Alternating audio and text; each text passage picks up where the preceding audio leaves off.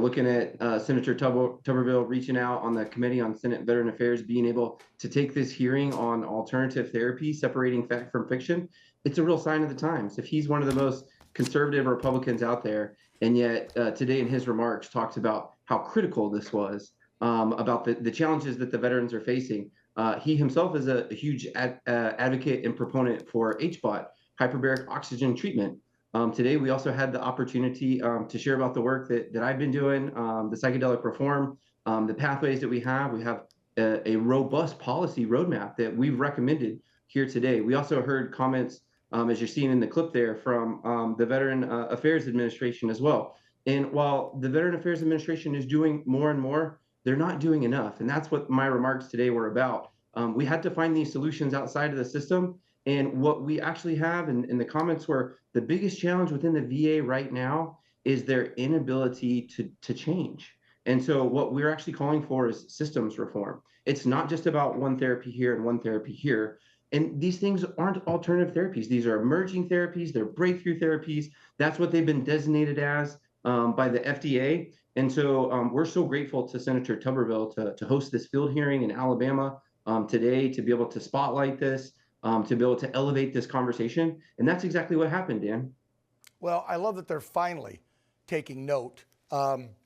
Again, I'll throw some folks under the bus. Why not? I think you have two older folks in the Senate, some in the House, a lot at the VA, that are old school way of thinking, right?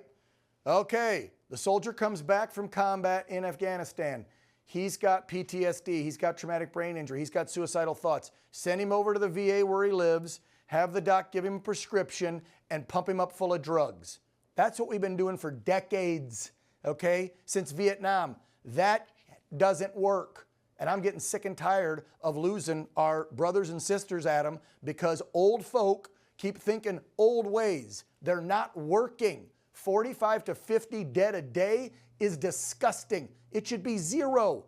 This should be the first people we help before we help one freaking illegal alien.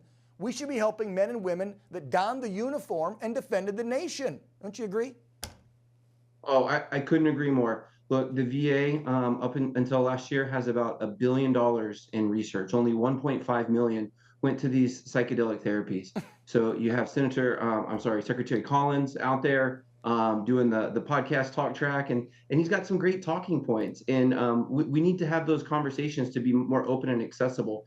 But when you have one of the largest government bureaucracies and administrative red tape, and look, the question in the conversation today that Senator Tuberville posed to the VA was, how do we balance between innovation and safety?